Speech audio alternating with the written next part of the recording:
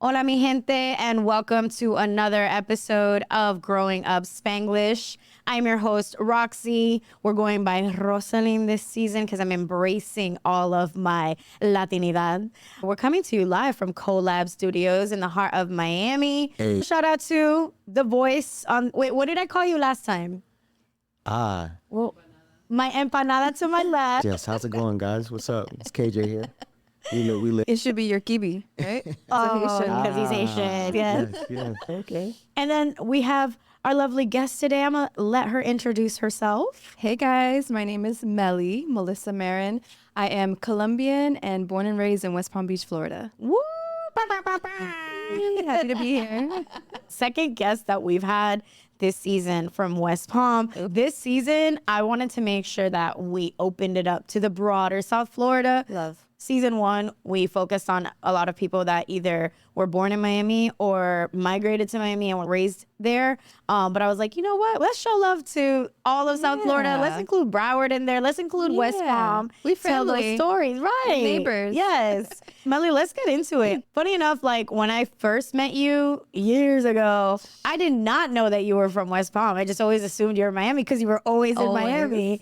And then I think that you left for a while, and I was just like, well, where's Meli? And, oh, she's in West Palm. I'm like, oh, she moved to it. No, that's where she's from. Were you born in West Palm? I was born and raised in West Palm Beach. My mother and my father are from Colombia. Mm-hmm. They moved. My mom moved here when she was like 15 to New York, actually. She started in New York. And she was there from 15 till like right before she got married to my father. And she lived in Queens for a while. And then she found out actually that she was pregnant with me, and she moved down here because a lot of my family was coming to West Palm. And yeah, that's how we ended up here because my aunt moved into a neighborhood, our first neighborhood that I grew up in, off of Lantana and Jog, Brentwood Lakes. Yeah, I remember that. So we grew up there. Our whole family lived in the same neighborhood. What part of Colombia? My father's family's from Medellin and my mother's family's from Bogota. But my grandfather on my father's side, he owned bakeries. Oh. And he opened a bakery in Bogota where my mom is from, and that's how they met. Oh, that's how your parents met? In the bakery? In the same neighborhood. Oh, okay. Yeah, in the same neighborhood. And they've known each other for years, since my mom was like 12 years old. Yeah. Oh, I love that. Yeah. They're still together? No, but they're still cool. They're amicable. Like, they get along. Yeah. We love to hear it. They co-grandparents. Yes, love to see that. You were born in West Palm Beach. Are you an only child? I am. Oh, wow. On my mother's side. Okay, gotcha. And I grew up mostly with my mom, but I have a sister and twin brothers on my dad's side. Twin brothers? Yeah. Oh my God, that's Yeah. crazy. Yeah. I'm always fascinated with twins. I know. I don't know. It's just like They're a so phenomenon cool. that people are like, twins? Wow. Like, did you grow up with like a lot of family? Like you had cousins, stuff like that? Oh yeah. Party of 30 at restaurants for any birthday. Really? Yeah, I swear to God. Oh, so there was a big migration. Yeah. Did they all go to New York and then come to West Palm? No, it was my mom and my grandmother only, and then everybody else came straight to West Palm. Set up shop, and then the rest of the community came. Yep. I guess it's always like a responsibility to one person in the family, right? There's one person that sets it off for everybody else. So your mom and grandma were like in charge of New York. My grandmother was the one that was like, I need to go to US to give my kids, my children, a better opportunity out there. And so my grandmother came first. And my mother, her brother, which is my uncle, and my aunt, they all stayed behind with my grandfather. And they all lived in a bedroom in Colombia. So obviously my grandma was like, I need to get out and I need to figure it out. So she came to New York, and then my uncle followed because he's the oldest, and he went to college in Buffalo. And then my mom came when she was able to. When they were able to bring my mom over, my mom came. And then my aunt, the youngest, stayed behind with my grandfather in Colombia for a while until everybody started migrating here to Florida. Yeah, but then my aunt got everybody to come to West Palm. That's what I was going to say, because I'm always interested in how people end up like in the specific city. Yeah. Especially in those cities that are not, or maybe to me, ignorantly, not as widely known, right? Because Yeah. everyone will go to It Miami. wasn't as developed. Right. So what do you know? Have you ever spoken to her about how she ended up there? I feel like it was more affordable for them, and he saw the vision in like it eventually becoming a place that would have more opportunities. But when they moved there, it was like a lot of woods and it was very country, and it's grown a lot. I go back often because she still lives there, and I like it. Yeah. I still love it, but yeah. What was that like growing up in West Palm? Tell me. Ooh, it wasn't as busy and chaotic as Miami. I don't want to say chaotic, that's a negative word, but it wasn't as busy. So it was really all about family. I played soccer all my life, so I played a lot of sports on the weekends, a lot of late night parties, a lot of waking up on a chair at 5 a.m. in the morning. My mom had the best parties. But yeah, it was definitely it was very family oriented. I was thinking the parties when you were saying that, thinking like school parties, and you're like, my mom's. She had a corner house in the neighborhood, and I swear to you, everybody lived there, and we still are close with everybody. So it was my mom here, and it was literally the next block, my aunt. She had 3 kids, but then her mom used to take care of all the kids. Yeah. And then right across from them was my best friend growing up, and her parents, who were good friends with my mom from New York, and they moved there too. Oh, When my mom moved there, or I don't know who came first. And then it was our other friends. So literally there was a party every weekend. I love that. And my mom had the corner house, so she always had the best parties. Aw. I feel like that's always like a rite of passage of the kid being laid out somewhere, like on the sofa, and the party's still going on. They're like, yeah, they'll slip through it. So they're fine. That's awesome, though, that you got to experience the family and that community. So it wasn't just you and your mom, or your mom and your grandma. There was an entire community of your family, and also that you had friends that you developed in the neighborhood, and that they embraced your mom and your family. So, because that's not always the case for everyone. Some people don't have that community, which really helps, not only like in raising your kids, but really it's a hard transition when you're leaving where you're from, your country, your home. Absolutely. And so having that support, whether it's something that people really talk about or not, but it helps. As your grandmother, what were some of the things contributing to her wanting to leave Colombia? That they didn't have money. They were poor, very poor. And so my grandmother used to work with a well-off family, a wealthy family in Colombia, and they offered her the opportunity to come. And the American dream has always been the American dream. And as soon as she was able to come, and they gave her the visa, and they were like, you could bring your kids as well, because they really loved her. And then she was like, why not? She was like, I would love for them to have a better place, a safer. Bogota wasn't the safest. It's still not, but back then it was a little rough. And yeah, when she realized that she can offer that to her children and to her family, then she was like, I'm out. I think anybody would do that. And even if you're, like, I have cousins that live there now, and they do really well for themselves, but they're like, we love it here. We love to come here. They come visit often. And there are different opportunities here than there are in Colombia, but they do business there, and then they come here and do business. Yeah. So I would say that, just more opportunities to grow here and to just live a better life. Do you ever think that you would go there for an extended period of time? Oh, yes. Yeah? Oh my God, I love Medellin specifically. Bogota, not so much. I haven't been there since my grandparents that lived there passed. But Medellin is just, I was just like in the shower the other day dreaming of doing something there. Yeah. I'm like, I wonder what I could do there, because I would love it. And my friend Valeria, she literally just reached out to me. She's a photographer. She's Puerto Rican, but she ended up there because she started dating an artist from there. She's a really dope photographer. I'm pretty sure you've seen her work. And she was like, Meli, you have to come here for a period of time. She's like, the creative space, especially music, is growing here. She's, you would kill it here. And she's, especially females. Females are really needed out here. So I'm like, girl, say less. Magic to my ears. I'm like already like, my mind is going. Medellin to me, to Bogota. I'm not familiar. I've never been. So Bogota is like New York. Okay. It's cold. The altitude is really high.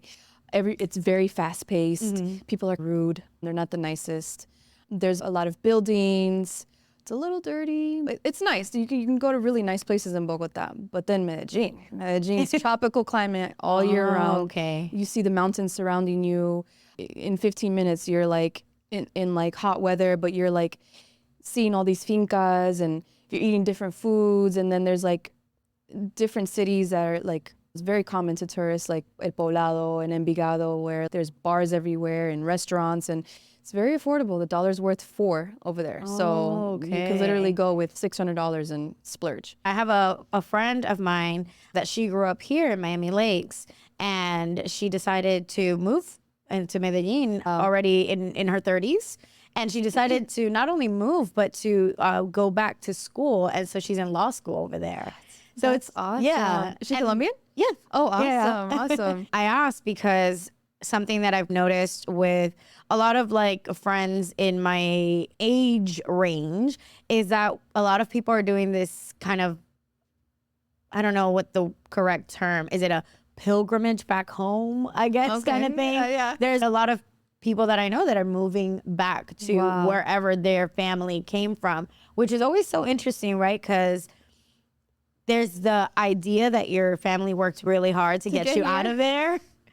But then it's also the idea that you're going back with the knowledge and oftentimes maybe that wealth that your family helped you accumulate, so you bring it back. Yeah. So it's very interesting. But that's why I ask, because I do see that a lot of people have that consideration of, I think I want to go back. Yeah. And there are people that, despite the American dream and a lot of the liberties and freedoms that we have here I would say in the recent 5, maybe even 10 years, a lot of people are no longer happy being here. And also our generation at that stage in their life where they're becoming parents, really adulting, if you will, and really having to make decisions of is life here sustainable? No, it's getting rough out there. I was gonna say it's getting real ghetto out here. Yeah, and when you go there, the food is fresh, the people are so kind, the weather's beautiful, and again, your dollar goes a long way. Right. I love Medellin. Every time I'm leaving there, I get sad because I'm like, you go away on vacation, you know you have to come back, but there I'm like, I always think of how am I gonna get back and how can I stay longer. Yeah. You know, my uncle does that. He stays 6 months there and he comes back in here and works 6 months. So he does both, and he has 2 apartments. Yeah, one in Los Colores and one in Laureles, which is close to Envigado. Okay. But he lives a life. I'm like, I want to do that. Yeah. So- It'll happen. Yeah. We're gonna speak it into Yes. fruition. I think you're doing a wedding there, no? Yes. Yeah. I didn't want to say it. Yeah, it was supposed to happen this year, but then I got pregnant. 4 days after I got proposed to, I found out I was having my little cutie pie. And so I don't feel myself yet. I'm about to be a year in. I'm 10 months in to motherhood. And so I'm thinking 2025. But it was important to you to go back. Yeah, like my whole family's there. I've Yeah. always wanted a destination wedding. And again, your dollar goes a long way. True. And I don't want to spend $60K on a wedding. I'd rather Right. put that into a house or travel, or the dream is still there. How do you want to do that? Because you mentioned finca, so I'm just like, are you gonna do it in a finca? So I found the venue already. Okay. My cousin owns it's a mirador, and it's a huge space in the mountains in El Lomo de Envigado. And right across from it are 2 wedding venues. And one is okay. brand new, and I fell in love when I went. So is it so pretty. like an outdoor? It's vibe? indoor but outdoor. okay. So like where I walk and they do the ceremony, it's outdoor, and then the party's indoor. And that's gonna be amazing. I know. I mean, you already brought it up, and we could talk in reverse, but you brought up motherhood, Yes. and what has that been like for you? It's beautifully wild, I like to call it. I waited a long time because I wanted to make sure that it's never the right time for anybody. Whether you have a baby at 15, whether you have whatever age, I'm not saying this, that there's a rule of when to have a baby, but I really wanted to make sure I had, 1, the right partner, and 2, that I'd lived my life so that I don't feel like the baby's a burden, or, sometimes it gets like that because it's a lot. Yeah. It's a lot. And I like to be out in the streets. I like to be the lioness. I like to do what I do in the industry. And even when I was pregnant, I was coming home late from studio sessions and stuff. Yeah, we see you posting. You were working. Yeah. So the transition was beautiful, right? But also difficult at the same time to put on a different hat, which again is beautiful. But at the same time, I was like, I like to work. I like to do this. I like to make sure people are good. But I think it was a good time away to like hone into being a mom and understanding how I have a little one now that I have to pass on certain things to. Right. And you start thinking about those things, about the things that your mom engraved into you as a child. And now I'm speaking to him in Spanish. Now I'm like playing the songs that my mom played for me for him. And I'm making sure he's dancing. He's got an ear for it. It's honestly been beautiful. Beautiful. Yeah. I can't call it anything else. Wild at times. But yeah. I mean, my sister did the same thing with all 3 of her kids, where she made sure that they were only being spoken to in Spanish at the house. We would come over, and if we were saying anything in English, she'd be like, ¿Qué? No entiendo. ¿En esta casa? No. Español. Oh, okay. And like, That was my mom growing up. She was like, en la casa se habla español y en la escuela con sus amigos inglés, pero aquí nada. And I would say something, and she'd be like, no le entiendo. Dígalo otra vez. I'm like, but now I'm grateful because now as you get older, you get to enjoy your culture. And I'm so grateful that I understand it, that I have cousins that I'm just now meeting. That's how big my family is, that I can enjoy those times with them, speak to them and understand the culture. And they do teach me some things because I was raised here still. Right. And so there's some things that I may not have the knowledge on that they're teaching me now, but I can understand it and I can speak to them, and we can have that connection and that bond because my mom was like, you're gonna get this culture whether you like it or not. And I don't think my mom did it like with the intention of like, your ancestors it's my job. I think she just did it naturally, because I don't think she was very intentional, where like me, I'm like, I think like that now. Oh crap, I gotta pass this on to my son so that he can pass it on. Right. If not, it ends at me. And what do you think is making you make that conscious decision? Is there a difference that you notice? I feel like our generation, there's more information out there for us, and I feel like that makes us more aware. And I also see some of my friends who had parents like my mother that may not have forced it on them. My mom didn't force it on me, but may not have been like my mom was, and they don't speak Spanish, and they don't, they don't, like, I was up with my mom the other night, like maybe last month, and all her friends, and I was like the youngest one there, and I'm up till 5 a.m. drinking with them, singing all the old ballads with them. Like, I'm like, I love this shit. Yeah. Like, and it feeds me, like, it makes me feel good. So I think that is like what I think that's what's made me aware and made me realize I want to be intentional with making sure that I pass it on, because if not, it ends at me, and that's not, like, I don't know. Right. No, I completely understand, because that's entirely the premise of the podcast. I don't want it to end with me, right? So we grow up hearing stories and witnessing things and singing the songs and even like the recipes and stuff like that. And then there does come a point, like a little light bulb, where you're like, wait, who's going to teach this to the next generation? Right. So you do take on that responsibility. In your case, it's your own child. And you're like, wait, like, how do I make sure that he understands everything that came before him? No, I completely get that. I think that there is a family dynamic that made your experience a little different than maybe a friend's experience. Because I had the similar experience where it wasn't necessarily forced, like you were saying. It wasn't like forced on you, but I think it's just like your parents, that's just who they are. Your mother liked having people over, liked to have parties, and you grew up witnessing that, right? But some of our friends, their parents really weren't like that. So they weren't exposed to it in that aspect. Because I do know a lot of people who it's not judgmental. We pass no judgment. No, this is a safe I didn't want to say where they don't speak Spanish, and you're like, how do you not speak Spanish? Because you know that both of their parents only speak Spanish. So you're like, but how? So when? And how? You're like. And so it's not necessarily, they just didn't.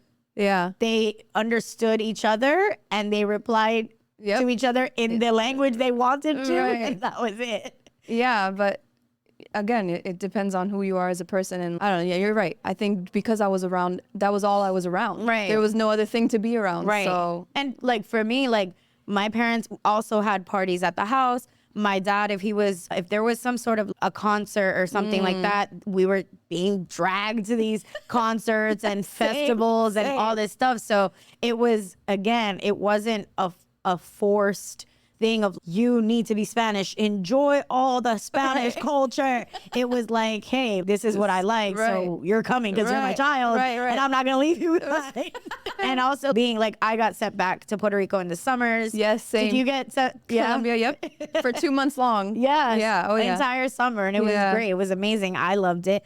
And yeah, maybe you didn't realize like that was in part one, hey, here's your family and your culture and we want you to experience it. The other part too is like having that free babysitter during the summer kind of thing. But yeah, like Yeah. Funny story about that. My grandmother, rest in peace, love her, Fanny, she would take me and my cousin Esto, love him too, and she would make us breakfast. And in Colombia, breakfast is it's a big shebang bang. pancito, chocolate, arepa, huevos pericos, sopa. And we're like, what the hell is this? And she's like, ¿quiere esto? And we're like, no. ¿Quiere esto? No. Entonces, coma mierda. She wouldn't say it, but she would get so frustrated. She's like, la próxima vez, mande esos chinos con Kellogg's or con cereales los que quieran hechos. Because we're like eating cereal here. Right. Mom wasn't making all that, Yeah. you know. But it's funny because, you know, you get the best of both worlds. Like, as you're growing up, you're like in America and you're eating the Kellogg's and the stuff that you eat here. And then you go over there and you're like, what the hell is this? But then again, you get older and you're like, now I want it all. Yeah, I always. Yeah. My thing, I still don't love. I don't like white rice and beans. What? Because me harté. La vida entera, okay. With white rice and beans and either chicken or what's the other, whatever, bistec or whatever, like some accompaniment. But I felt that. I can't do the white rice and beans, but I do love arroz con gandules, which you don't get as often. So when you get older, you're like, oh yeah, this is what I want. But you know what I never really got down with sancocho, which a lot of people are like, what? Like, how did you? I'm just not a soups person, okay? But I know sancocho is like a thing. Yeah. It's like a holy grail. Like, how could you not? My mother-in-law makes the best Puerto Rican sancocho. Ooh. Oh my goodness. Oh yes, that's right. Yeah. It is. Body. Oh my God. Yes, so the baby is a little mixture of both. Colombian. That's awesome. There has always been like familiarity, if you will, between Puerto Ricans and Colombians. If you look at like musically, I think that's where the relationship really began. But it made sense when you're saying your friend, the photographer, is there and she's Puerto Rican, you said, right? Did you watch the Nicky Jam show? Series on Netflix. And I never understood it.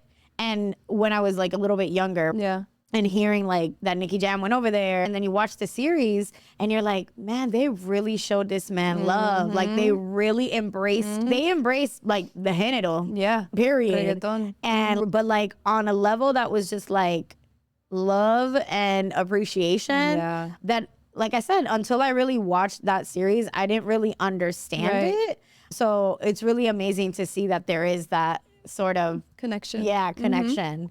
But let's get back to just growing up. What was just that entire experience, like school wise? I went to Indian Pines Elementary in my neighborhood. So I lived in the back of the neighborhood, and the elementary school was in the front of the neighborhood.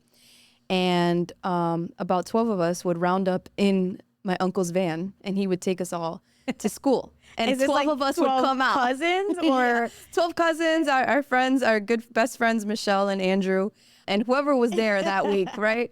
And they would drop us off and then they would pick us up. And then I don't know if you had this at elementary school, but they would call out the name, like the Tigers, or you would have a like name. Your classroom was a thing? No, like your car had a name. So like they would put up a banner and your mom or your father or whoever was picking you up had the banner in the car. And when they saw the banner, they're like, the Tigers. Call the Tigers. It was like 12 of us going into this van. But it was cool because I went to school with all my cousins, all my friends, and middle school at Woodlands Middle School. And that's when I started playing soccer. And I was pretty natural at it. And Woodlands, I have a few records there still that nobody's been able to break because I think I started when the school like just opened. So I have like maybe the first goal there or something like that nobody will obviously be able to break. But Woodlands was cool. We had uniforms, so that was different. Felt like a little jaily because there wasn't any windows. But it was very innocent. Back then it was super innocent. My mom was really strict. Once I got to high school, I went to Lake Worth High School. With a lot of Spanish people, Haitians. Oh, really? So there was like a good mix of it. Yeah. Oh. It was a lot. It was like whites, Spanish, Haitians. I was there my junior year. I was there when Top Six, which is a Haitian gang back in the days, and Latin Kings, they got into a huge brawl at school. I was scared. I was shaking in my Scoobies. I was like, I'd never seen something like that because I grew up in a pretty nice neighborhood. We didn't live in like a mansion, but we lived in it was calm. It wasn't there wasn't much trouble where we lived, so that was scary. But I would say growing up in Palm Beach was very calm and family oriented again. And I played soccer all my childhood, so I really didn't have a life. You were dedicated. Yeah. You were focused. Yeah. I was traveling on the weekends. I was in practice Monday through Friday. If I had a day off, it's because I was sick or I was injured. I was always so you've just been a hard worker your whole life. Girl, about time I rest. Not really. I'm resting right now. But. Yeah. Oh, wow. So I guess because you were so focused, like you didn't really have much of a social life, if you will.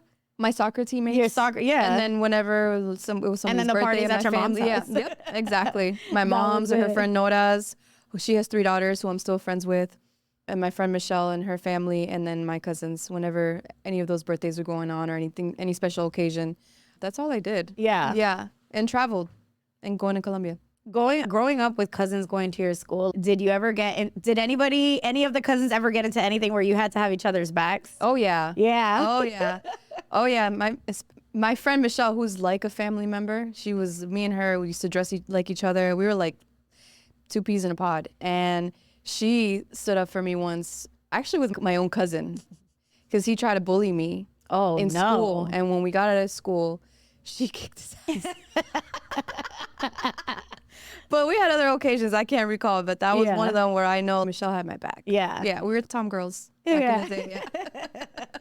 I always wish that I had grown up with cousins or something in the school. Cool. Cause they be having your back. Everybody knows, don't mess with them. Right. You know, they come squatted up. Yeah. So I think that's cool that you grew up with that. Not only having them all in school with you, but just like even in the neighborhood, really creates a different experience for you. But it also really sounds like there was such a mix in school, because I'm always curious if being Hispanic creates any sort of tension, or just like even like it was your cousin who was trying to bully you, but sometimes we hear other people try to bully you for being. Oh yeah, that happened to me in high school too. So there was this basketball player. His name is Lorenzo. I forgot his last name. And he really liked me. And I don't want to say, my mom wasn't really into me dating outside of my culture. And that was the first, right? But then the second, so I already knew, I'm like, I can't date you. I'm like, you're cool, I like you. Very handsome, very tall, good looking man. A lot of girls wanted him. And he wanted me, and I didn't even pay attention to him. But he would just walk me to class. He was very persistent. And then one day I'm at the cafeteria, and I was like the jock of the school. I was a baller in high school, and all the deans loved me. And when you're the jock, you have like, you're allowed to be in the halls. Like you have a pass, right? So I had 2 girls are walking towards me, and they start taking their earrings off. I'm not a fighter. I'm a lover. And I'm like, what the hell? I start turning hot. I'm like, are they coming for me? I'm looking around. I'm the only one there. And they're like, oh, you think you're going to take our men? Blah, blah, blah. And I'm like, I'm not his girlfriend. I'm like, he likes me. I'm like, yeah. And they're like cornering me. I'm like, oh shit. I saw my friend finally. I'm like, I think I'm about to fight. I'm like, grab my book bag. I was ready, but I was scared because it was 2 of them. And they were like really, I'm a Leo, but I've always been loud, but I've never been the fighter. I've always been more like friendly and friends with everybody. Yeah. The nerds, the jocks, the cool people, the white kids that are like the frat guys, whatever. Yeah. I'm cool with everybody. That's how I was in high school. That's how I learned Creole. Those were my first words I learned over there. They would say "gobunda." You know what that means? Yeah, but she got a little, a little fatty. So they're coming up to me, and they're about to, and then all of a sudden I see Big Dean Foster. I think that was his last name, and he grabs the both of them by their shirts, and he's not her. You got the wrong one, basically. So they take us into the office, and they're like, "What's going on?" And Latinas taking our men, blah blah blah blah. And I'm like, sir, I don't even date him. I'm like, he likes me, but I'm not even allowed to date him. My mom won't let me date him. And so, long story short, they got suspended for a week for doing that. Crazy. Yeah, and then we became cool because they realized that I wasn't like, that wasn't my purpose. But he was like, guys, you can't fight for that. Look at how many different cultures we have in our school. We're in Lake Worth. If someone of your race likes someone from another race, you can't fight that. It's not, first of all, it's not her fault. It's not the other person's fault. So Yeah. they were like, oh shoot. And then they realized they got suspended for that. And then it all came together for them and they apologized to me and then we became cool. I'm curious because I know she said that her mom wasn't with it, right? But I know you've dated outside of your race or outside of your culture as a whole. What's that like? Because I've been on the other side of being the guy who's like, You've been on the receiving end? I've been on the receiving end. I've Yeah. been the guy who's, now you can't date him because he's black. Yep. And I'm like, bro, you're darker than me. Right. I'm looking at the mom, yo, you're darker than me. Yeah. All right, cool. Yeah. But hey, it is what it is. I ultimately ended that relationship because of it. But like, Oh, you ended that relationship Yeah. because of that specific. 'cause that's Wow. tough. For me, it was like, it's a no-go because it's Was not too an much. environment. If things Yeah. became more serious or you not end up having welcoming. kids with, you don't want to have that be the space that your kid grows up in, is Right. how I Yeah. looked at it. So what was that like of at some point still dating outside of your culture? And did that cause any strife with you and your mom at any point in time? Just curious. So I'll go back to when she actually met Lorenzo. Wait, so And then did you end up start dating Lorenzo? I did on behind On the her low, back, a low. little bit behind everybody's back. He really liked me. He was such a gentleman. He was so nice. Aw. But then it didn't go anywhere. He came to one of my soccer games and I was like, he has really nice teeth. And my mom's in the dental field and she was like, yeah, he's very handsome, very nice young man, nice teeth over my dead body. And I was in high school. Yeah. And so then as I got older, she couldn't say nothing to me. My choice was my choice, but I always dated Latin men, and then I got really hurt by one. And I was like, I started like, I had a little thing towards, he was Puerto Rican. Love him now. And I went to college, and then my sophomore year in college, I started dating a Bahamian, but he was white. But he was very cultured. He was like, he listened to reggae, he like smoked weed. That was like my intro to Caribbean men. And then after that, I dated a Haitian man. But the Haitian man had his master's in finance. He was like amazing guy, family-oriented man. Came from pretty much Haitian culture and Latin culture is very similar. Yeah. They love. It's spot on. Yeah. Spot on. They love Zen. They love family. Yeah. Zen is bochinche. They love family. They love cooking. It's very similar. At that point, my mom couldn't say anything. And then she met him. His name is Ralphie. And she was like, it opened her eyes. And I was like, Mom, you were so against something that maybe was passed on to her. It probably wasn't even her fault. It comes from generations. And there's black people in Colombia. Tons. Yeah. I have tons of Colombian black friends. So I think as I got older and I was able to help my mom understand what she was doing and then help her understand, look, there's a stigma on even Spanish people. You can't shut somebody off because of their color or where they come from. And so once I dated like 3 Haitians back to back and she loved all of them. So she was like, it opened her heart and it made her realize I was doing something wrong. And I'm glad that I was able to help her understand that and open her eyes. I think that's beautiful for multiple reasons. Because even in the Haitian community, we do differentiate ourselves from Black Americans, right? It is a very different culture. And I think when Latin folk meet Black people, they automatically go, no, he's Black American, whatever the case is. They're not understanding the dynamic of, no, my parents are probably really more like you than you can even imagine in regards to being conservative, in regards to some of the morals they have, or just the way that they navigate respect to elders as a whole. So if you gave me a chance to get to know me and my culture, you'd really quickly learn that we're actually very similar. Yeah. Like, there's so much crossover of the two worlds. So to hear that your mom at some point came around, that's fucking amazing. Yeah. I think that the issue really lies more, and maybe not necessarily like with your mother or like you said, it was passed down, but I think the issue really lies with that as minority, there is a sense of like, I need to be as close proximity to whiteness as possible to be successful or to be accepted. And so it may not necessarily be that like, oh, you don't understand that our cultures are so similar. It's really more so, I'm trying to be the top of the minority. Like, I'm trying to be the best of all the minority. I want to be the best. So I don't want to align myself with anything that's going to ruin my chances, right? And so that's... The crazy part of that is, if you understand how white Americans perceive that thought, their pick is... Asian? Yeah, their pick is Asian. You can't compete with Asian. So even I'm not going to waste too much time here, but I just want to dial in on this one point. Whenever they want to make a minority feel less than. They allow Asians to operate within that space. I see. And what I mean by that is, especially like in Black neighborhoods, we won't be able to get a loan for a grocery store, right? But they'll definitely give a loan to an Asian person and allow them to place it in a Black neighborhood, right? But if you looked at a white neighborhood, there's no such thing. There are no other cultures in their neighborhood operating in that space. They don't allow loans to happen there. They play in that space. So even from the standpoint of, yes, I understand being a minority and wanting to have acceptance within America, it's an unachievable task. Yeah, it's a monopoly. Yeah. It is unachievable, but nonetheless, it's still people who... Which more of a reason for us to all side with each other and not be against each other. And that was my perspective on helping my mom understand that. It's like, we should be holding hands, you know, because there's more power in that than you saying X to something you don't even know. Right. You know, just because it's been passed on, however it was passed on to you. So, but I'm with the Puerto Rican now. Because yeah, I know. We allow. But even going back to the Puerto Rican point, like I hear you talk a lot about your family and like the dynamic of handing Colombian culture over to your child. What's that? The balance of like him also learning. You said you have a boy. Yeah. Yeah. So just making sure that he's getting the balance of both of those cultures. Even though I know you guys said that earlier, they're like similar or like close. Yeah.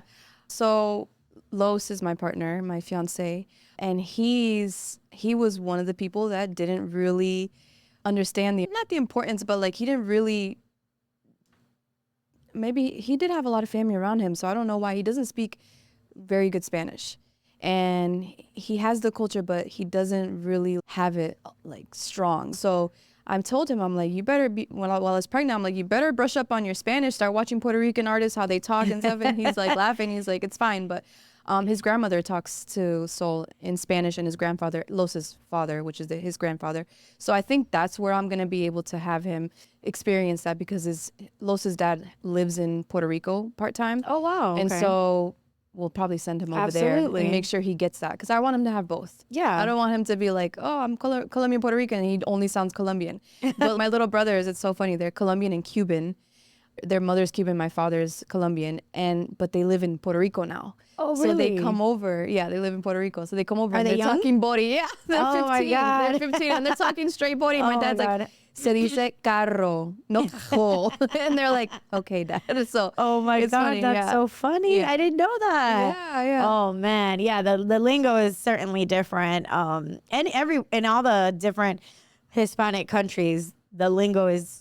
I was talking to somebody about this, but we can pick it up. So if I hear you speaking Spanish, I automatically know where you're from. Right. Similarly here, if we hear someone that has like a country accent, we know where they're from. If we hear someone with a very New York accent, we know. So it's the same thing. But yeah, so that's funny. They're Colombian, Cuban, being raised in Puerto Rico. Yep. I love it. It's great. They're awesome. Did you go to college for soccer? I did. I got a full ride. What college did you go to? I went to FIT in Melbourne, Florida Institute of Technology in Melbourne.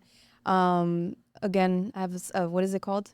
I had the first goal there ever. It was the founding women's team. So it was the first year they had a women's team. And I scored the first goal ever. So nobody can break that. Did you play the record. lotto after that? Because you did that twice. You should have totally played the lotto. I should have.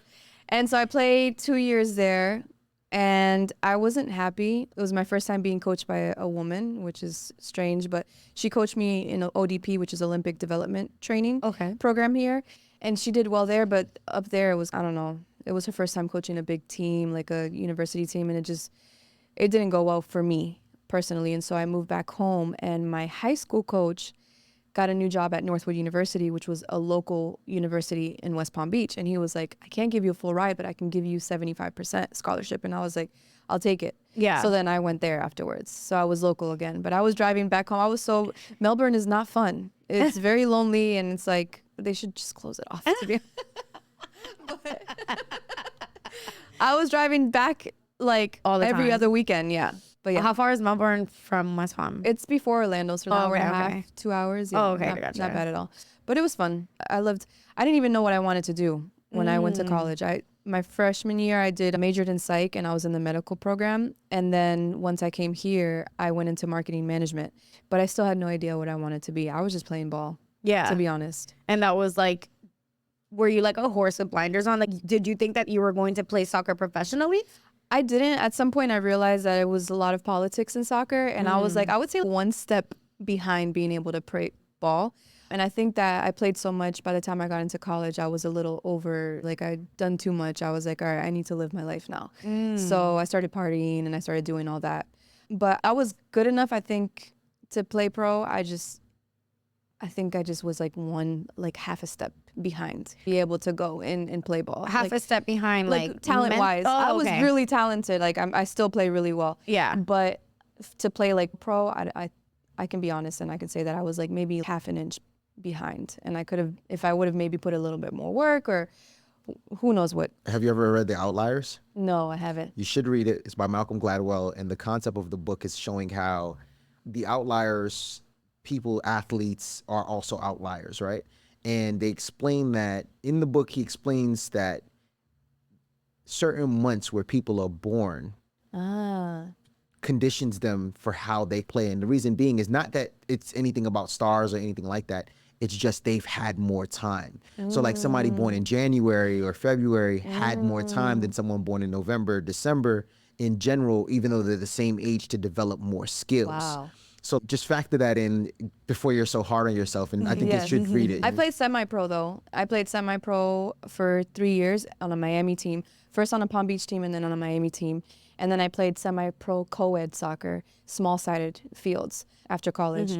So I definitely played till I was like hardcore ball till I was like 30 years old. I know nothing about sports, so I just want to preface anything else that is said. That I don't know what. So maybe if you go to a game, take me with you and then explain it to me. I got you. But yeah, I was not, I have no athletic bone in my body. It is not my thing. It's not my forte. I was a theater kid. Oh, nice. That's dope. That was my expertise. And yeah, my family is not, there is no one I did have an uncle that played baseball and he was left-handed. So I'm lucky is too. Zurdo? Is Zurdo. Zurdo. Zurdo's dead. So I learned that because when we went to Puerto Rico recently, I think last year, my uncle passed away a few years back. And I guess he made such an impact when he played baseball, like in high school in Puerto Rico, that like whenever people will see my mom, they're like, oh, esta es la hermana de Zurdo. Wow. They still call him that. Zurdo. Yeah. I just got goosebumps. Yeah. So that would be the only one, I think. And I had a cousin that also played baseball. It is a Puerto Rican thing to play baseball. Those play baseball. Yeah. But I'm not. And so I don't understand any concept of sports. I've never been to a football game. Girl. Not even a tailgate? Never. Oh, no. My friend Shelby has been trying to take me. She's always, let's go to one. So I would love to. Oh, yeah, you got to go. The only thing that I did because I'm Puerto Rican was we did always go to baseball games. Okay. We always went to Marlins games when the Marlins Stadium was Jackie Robinson, whatever it's called now. Yeah. That would be the only thing that my dad was like absolutely gung-ho about. I always remembered when the Marlins won the World Series. It was a madhouse, like crazy. Yeah. But aside from that, I don't even think my parents have ever been to a football game. I guess it's not really like a Caribbean thing, maybe.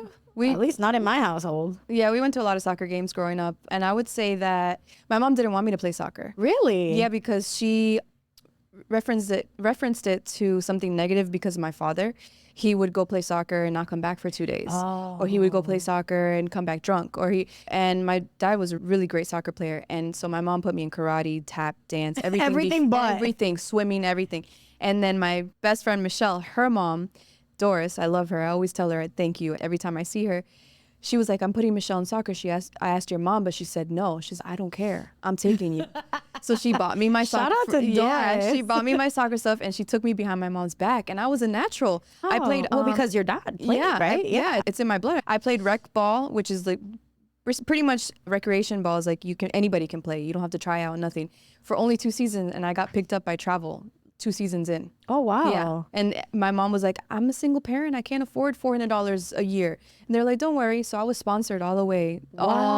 All my travel years, I was sponsored because my mom couldn't afford it. But I was a good player. So they wanted me on the team. Do you ever think about what life could have been if you continued to pursue that? Yeah. I feel like it would have been cool.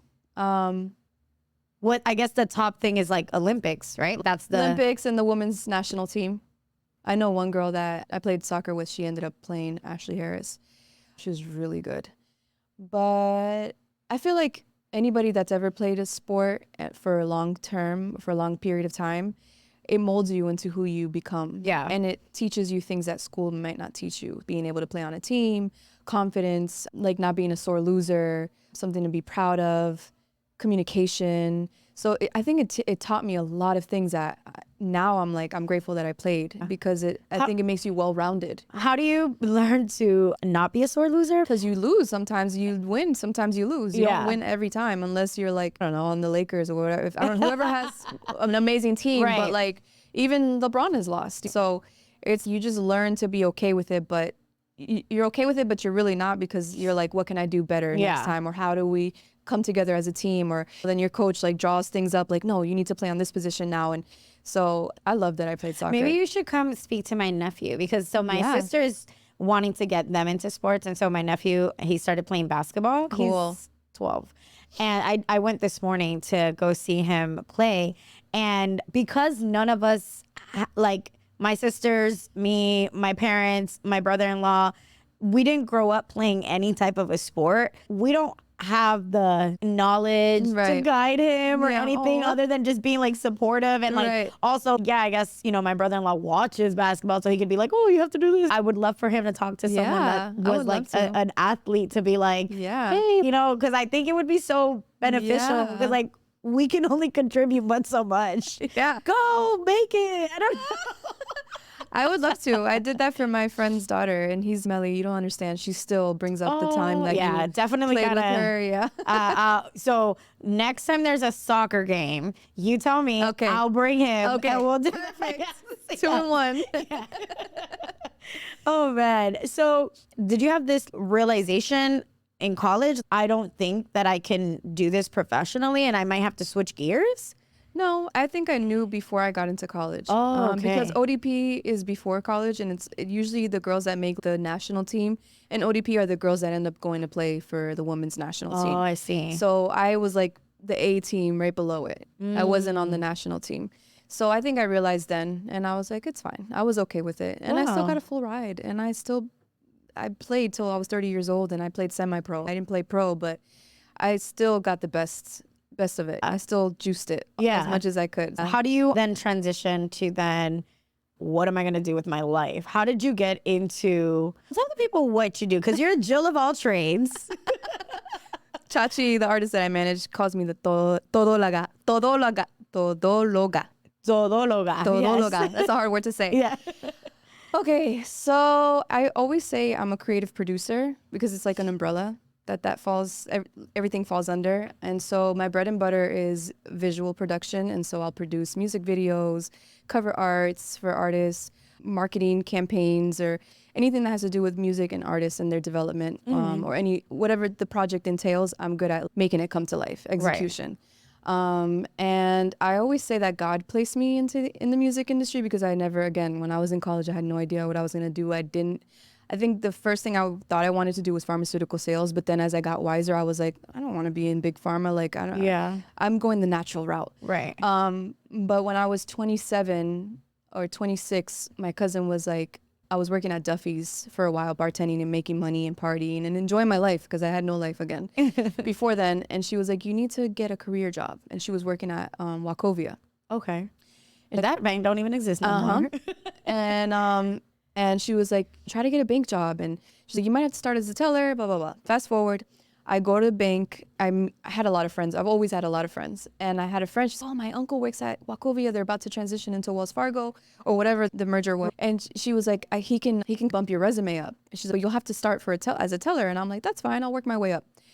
I must have killed my interview. They were like, no, we need you to be, what is it called? A banker. Oh, okay. Yeah. So I started off in Wells Fargo when they did the merger. So that's opening people's accounts and setting them up and that kind of stuff. Okay. And so I was doing that, but then a few months in, I was in my office and I got horrible news that my cousin passed away. Oh, and she was the cousin that had told you? Yeah. Oh, wow. And my mother was her guardian. My mother brought her from Colombia, so she lived with me. So she was like my sister. and she was young, and she passed away from an aneurysm. And then Oh my God, that at what had- age? she was 27. I still get a little. Yeah, of course. So then before she passed away, we had a birthday for her at my aunt's house, and I was going through it with one of the guys I dated. He was Asian. And I was separated from my family. I was like just very in a toxic relationship. And she was like, you got to really focus on yourself, Mel, and you have so much potential and so much power. I think the bank is really good for you, but I think there's more to what you need to discover it within yourself. You're such a people person. She's, I don't know what it is, but I just got this epiphany and I wanted to tell you that. And that was the last conversation I had with my cousin. Oh, wow. So then she passes away. That was really hard on our family. And then I mentored with my really good friend Farah, who's Haitian. And I'm forever. She's honorary. Like Yeah. at this point, she's Her name is Farah Kualo, and I'm indebted to her for life because I pretty much like she mentored me, and I mourned with her for 3 months. Oh, wow. I would go with her, and she would read books with me, Radical Forgiveness. I won't ever forget that book that we read together. And we were by the beach one day, and she's like, "What?" She's like, "You're so good with people. What can you do?" So I started a marketing company called Metamorphosis Marketing, which is a transition of a caterpillar to a butterfly. And then I started working with athletes, and then I got placed with Red Cafe. And it was a little rough for me at the beginning because I didn't have a backbone. And then I was hosting one night, and I was hosting alongside Taz's Angels. Oh my God, that's a throwback. I'm 38, y'all. The people don't even know. The kids these days don't even know. They don't understand. That's a can of worms that we don't need to open. No, We're not gonna, it was a time. It was It was a time. time. I always tell the story though because it's pretty inspiring was a how it time. led me to where I'm at now. Wait, where were you hosting? Mansion? Oh my God. Yeah. My Another boy time. Javi, DJ Another Golden time. Boy. Yeah. He It was always the era. That was yeah. I didn't have to promote. I didn't have to be a promoter and do it every weekend. But whenever I wanted to, I got like $800 for you to bring pretty girls and whatever. Get me book tables. I'll give you percentage. So I was like, okay. So I would bring all the girls from Palm Beach. Yeah. All my girls. So we brought in a soccer table because one of my friends, Zena, was married to a soccer player. He played on the U.S. team. And he bought the table next to us and spent a bunch of money. And the girls, lovely, were upset that we were on the stage with them. So they kept bullying us. And Javi comes up, he's, Mel, do you mind if you move down on the floor, blah, blah, blah, Lord. and let them come up here? And I'm like, no, one of the girls here is married to the guy. Right, that like we just spent real money. Right. I'm like, we can leave if you want, and we could take the bottle or buy a bottle elsewhere. He's like, no. So we ended up staying there, but the whole night and I had no idea who they were. So then we're leaving, we're like, who are these girls? So we go on, they have 1 million followers on Instagram before Instagram was even Instagram. And then I saw the message they were spreading back then.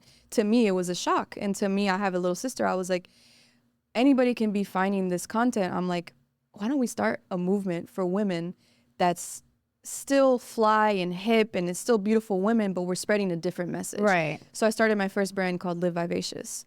And it meant to everything you see it positive and you try to spread light and do things that way, but still be fly and still. So through that, I started creating campaigns and taking pictures and marketing my sunglasses. I had no idea what the hell I was doing. Yeah. But all that led me to managing Momo. I started, but I was way too fresh. I was like, I still had no backbone. I had no idea what the hell I was doing. I was just rolling with the punches and acting like I was on a soccer field, to be honest, just hustling. But little by little, people started recognizing that I was a worker and I really put passion into what I did. And I feel like I was placed here to be a safe space for women specifically. And so a lot of my projects that I take on are with women. And happens to be Latina women most of the time, but I work with any race or any culture. But yeah, it led me to where I'm at. I started casting girls for videos first, and then I was actually in a few videos myself, which is crazy. And then from then I started producing videos. My first big production that I did was with Eve Rivera, and we did Kent Jones' Don't Mind. She said, hola, ¿cómo está? So I did that. I brought the models. I helped book the house. I made $3K in one day. Wow. I was like, all right. This is where I need to be. Yeah, then I started producing videos and then I started growing a network and it led me to where I'm at now, which by the grace of God, because I never really, I didn't have aspirations to do what I do. Never. You just fell into it. found your way into it. Yeah. And it started with my cousin and her passing away because I realized I needed to be doing something more and something that I would be passionate about and that I would wake up excited for and not like a day-to-day type of thing. I didn't feel right doing that. When you work in the music industry, there's a lot of hardships. And it's funny because you said, I got out of soccer because I started seeing the politics. I mean, the politics in music is a whole different. Yeah. Yeah. So I think I want to say it the right way. What I've done for myself is I've created a niche for myself. So I ensure that any project that I take on, it feels safe for me. Mm-hmm. So if I'm somewhere, I don't ever sign something like if I meet an artist and they want me on board for a year, I don't do that. I do 90 days because I want to know if I feel comfortable with you, if I feel comfortable with your manager, if I feel comfortable with your label head. I don't work well in environments that don't make me feel safe. Mm-hmm. And I've been able to do that and been able to move around and maneuver the industry like that because I'm so specific about how I feel in order to create. Mm-hmm. I could go to a label and work and be surrounded by a bunch of different personalities and stuff, but personally I choose not to because, again, I prefer the safe space and the family-oriented type of feel when I go onto a project. So I feel like that with Lunch. I feel like that with Chachi. I felt like that with Jeezy. I feel that with certain artists that most of the time are indie because they don't have a huge team. And so there's a safe space for me. There's nobody like bullying me or treating me indifferent because I'm a woman or, you know, so I feel like I've been able to maneuver like that because I've been intentional about where I want to be, where I feel accepted, I guess. Yeah. No, that's wise because there are people who aren't able to navigate the industry that way. Yeah. You do see people that kind of get burned out or worse, they get taken advantage of and things like that. And so it sounds like you either learned early on or made a conscious decision that like, okay, in order to navigate this space, this is how I've got to do it so that they don't eat me up. Yeah. Because that's what you see a lot with women. Right now, we're seeing somebody who's such a pillar in hip hop being taken down because of all of these stories that are coming out. And you're asking yourself like, oh, why didn't people say anything? But there's women that fear or getting hushed because there's a lot of people that sign things. Like you said, I'm not signing anything until I know this and that and the other. And so obviously, I think the more stories that come out, the more women can know, oh, okay, maybe I don't move in that direction. Yeah. Or hearing stories like yours where it's like, oh, okay, maybe that's how I have to do this too so that I don't get caught up. Right. Because that's what can happen. Yeah. You get caught up. And again, that's why I always say that I believe God placed me here so that I can be the voice for women with my type of heart or I'm like, I think my mother instilled that in me where because I was an only child, she would like put pillows down just to make sure I don't fall. And that's an analogy. But I like see ahead of things and I don't want to place myself in situations where I'm going to regret later on.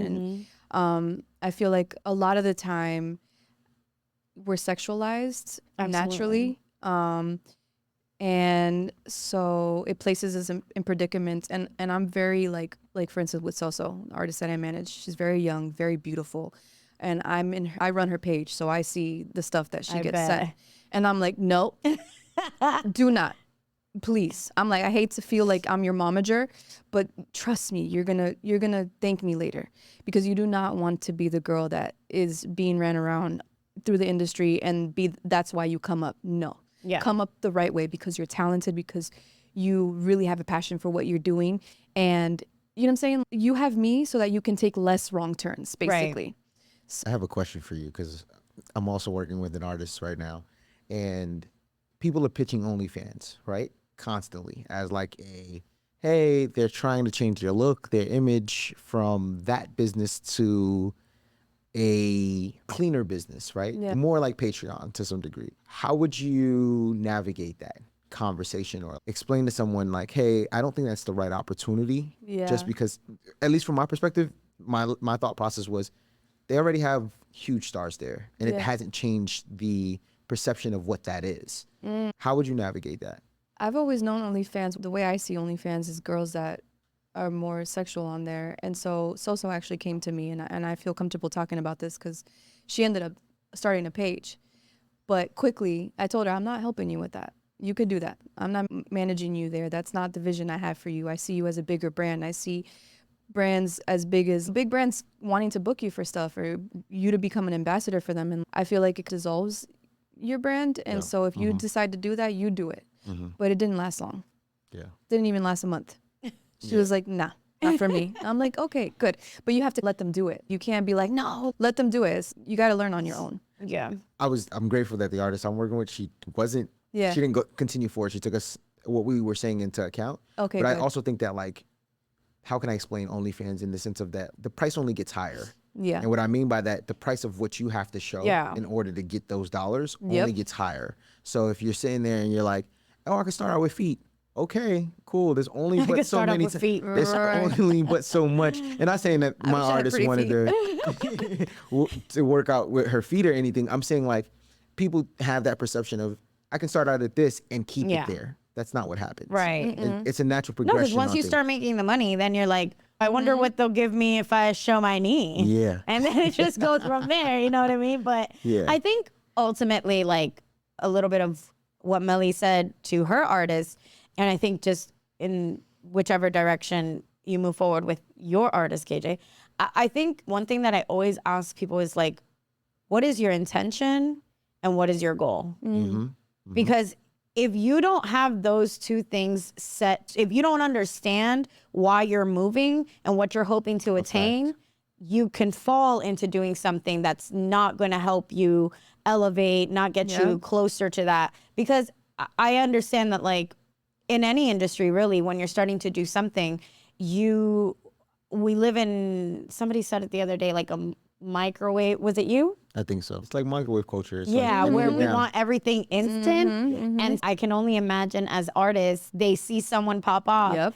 And so there's that false narrative that, oh, it just took one viral. We were talking about this. I love it though. One viral. And it's, we were talking about, what does viral even mean? Because one viral video doesn't really do much for you, especially if you don't know how to set it up. Like, you went viral. Now they're here on your page. Now what? Are you selling them something? Are you telling them to go stream something? No, you went viral and that's it. Nothing happened after that. So if people don't understand, like you're saying, like, why do you want to do all of this? Do you want to become an artist because you want to be rich? Do you want to become an artist because you love making music so much you don't know what else to do? It is just like literally coming out of your skin. That's how much you love music. Like, why are you doing this? I love that. Once you understand what your purpose is, then what's your goal with that? What are you hoping? I want my name in, like, I want to have a Vegas residency. Okay, is having an OnlyFans going to get you there? Listen, I know this is going to sound crazy. I'm happy the universal TikTok thing happened, right? Because everyone's talking about what happens from here, and it's going to force, if they don't fix that, or if they don't end up making the deal happen, it's going to force everyone to have to figure out new strategies in general. So that music is still not... Oh, they're not even... The craziest part that I've seen is that, like, now they're pulling... So let's say I was making music, right? And I now signed to you, right? And I now signed to you, and you... Or the song you also get the rights to in my deal, they'll pull that music retroactively. Oh, wow. So they'll also pull the music that you had prior to signing the deal if you sign that as part of the deal. So, like, they're very much holding up the TikTok space in that. These songs are getting pulled, are there just a bunch of TikToks that have no music to them? Yeah, they're muted. They're muted. Okay. It's crazy. Okay. That takes me to the quick, we don't have to super dive into this, but artist development is no longer a thing. Yeah. And, you know, we were having that discussion with Lunch about So, and we're like, So makes good music. Let's not, because let's dumb it down for TikTok or for this or this. And Lunch makes really like catchy, and he calls it dumb, but I don't think it's dumb. He makes like catchy hooks. Yeah. But he'll say dumb and So gets so mad. He's just, I'm not dumb. And I'm like, I get that we're in a culture where TikTok you can go viral with the catchy hooks, but I feel like we have opportunity to make art with our artists. Yes. There's nobody telling us what to do with her. It's me, you, Gina, and Soso. Why don't we focus on that? Let's make art with her. Let's develop her. And then by the time a song does go viral and it's not dumb, people are going to be dumbfounded. And they're going to be like, oh shit. And then they're going to look back and then go back to all her music videos. They're all clean. They're all dope. Her brand is really good. She's ready to perform on stage. Let's actually develop our artists now that we have the opportunity. And yes, go on TikTok. So go 3 or 4 times a day. Yes, you absolutely use the platform, but let's us as a team develop our artists. Right. We have the opportunity to. That's my favorite part. My favorite part is the videos, the photo shoots, the storytelling, the music. Yeah. But TikTok, unfortunately, it's an easy platform to be discovered on. It's surpassed Google. So like with Chachi, who's an older artist, but to me, she's a forever type artist. She's like an Ana Gabriel to me. She's an Olga Tañón. She's an artist that can live a long time if she's discovered properly. She has to use TikTok. She hasn't been using She does not want to. She just, I don't know what to do. Yeah. So I'm like, so what I started doing, I logged on her thing and I started using old stuff that she had before. Yeah. Girl, I went from 700 to 12.5K followers in less than a month. Yeah. I was like, and it's me. I'm like, imagine if you would go live and just sing. Yeah. You would be discovered. Or you know? anything. Yeah. Do your so makeup. it is a good tool to use, but also, I also believe big in artist development and good music and real talent. Yeah. No, I think that's the problem and I don't think it's just this generation. I think it's time and time again. People just, again, if you could just figure out why are you doing this? I love that. Once you figure out why you're doing whatever it is, even like with this podcast, it's tough to grow things. It's tough to try to make money from things. And as long as we've known each other long enough that like we came from spaces where we were not making any money, and hard. But for me, at the very least, I've always thought about what was my purpose. Yeah, was the bigger picture for me, which has never been to make a certain amount of money or anything like that. It's to keep the culture going. Yeah, exactly. It's to keep the culture alive. It's to be a platform of other people sharing their stories. And so if I want to make money, don't get me wrong, but if I'm not motivated by that, right? And if I don't, it's okay. If someone could sit here and be like, oh man, I heard myself, or I heard my story when Meli was sharing, like that, boom. That's worth more. I did what I set out to do. Yeah. Yeah. It really is. It's worth more than money. The very last thing that, if you want to just share, do you have a saying, like a refran, a Colombian refran of that maybe your mom, your dad, something that's like super Colombian? Like Haitians got like wap con George. Wap con George. Or something like that. Like there's so many and I'm blank right now. Can I phone my mom? Can I phone a friend? Can I phone a friend? Oh my God. Please ask your mom. Let me ask my mom. I would love to grab your mom. Just put it on the mic. Yeah. She called me before I got here. Oh. Me and my mom talk like 25 times a day and I'm 38 years. Hi, madre. Hi, muñeca. Dígame un dicho colombiano bien colombiana. Más vale tarde que nunca. Más vale tarde que nunca. I love Perfect. that. She has so many of them. Yeah. Thank you, ma. Ciao. Okay, bye. Diga otro rápido, diga otro rápido. Otro rápido. Es bueno lo conocido, es bueno. Barriga llena, corazón contento. Madruga, Dios lo ayuda. El que madruga Dios la ayuda. Más vale lo conocido que por conocer. Okay, bye. Okay, bye. I love you. Okay, ciao. Yeah, she's got all of them. We got a bunch. We got a bunch. I love it. All right, so we're gonna do our little. Are the cookies in there? Are no? there? We don't. So this is what we do for all of our guests. We bring out this very recognizable. Everyone has probably this in their house or their grandma's house, and the test is to what do you think is in here? Definitely not cookies. Could be your lucky day. Sewing kit? Maybe. Have you ever actually had the cookies in there? I have. I love. Okay. Okay. Go ahead and open it. And see. I'm gonna cry. Let's see. Even better, choco ramo with caramel. I've never had it with caramel. Oh, yes. These are the best. Choco ramos. Thank you. There you go. And then one last thing. Let me just go grab. Oh wow. oh. Oh, I thought that was my surprise. No. So in honor of Oh, guests today, Hey. I had to come through. claro. Listen, and I don't even really like this, but from a dog. Yeah, but that's in our family we say guaro. Is that Like, what's that's- in it? No, I mean it's aguardiente, but they call it guaro. What's guaro? I don't know. It's like a nickname. I think it's like a nickname. Oh, okay. Funny story, Carlos. I love him. He's the best. He doesn't know how to say no. And Colombians don't know how to not take How to people saying stop. no and how to stop. So whenever we go to a family party, I literally have one-on-ones with him. And I'm like, look at me in the eyes. Say no after the third one. 3's fine.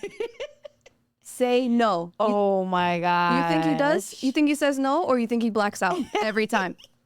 No, this is dangerous. He blacks out every This time. is dangerous. And I got this one, but I didn't realize that I don't know why I thought that was like the name. I didn't realize that aguardiente is like the liquor.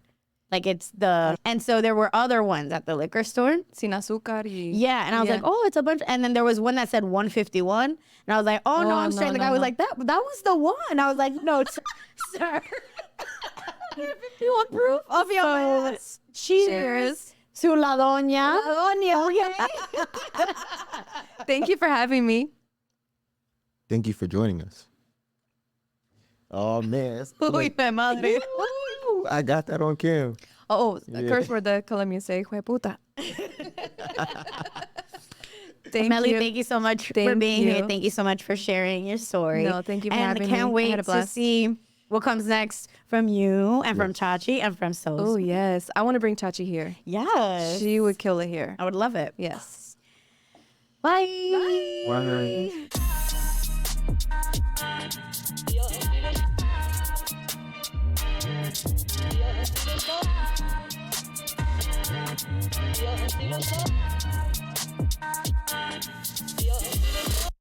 Yo soy boricua.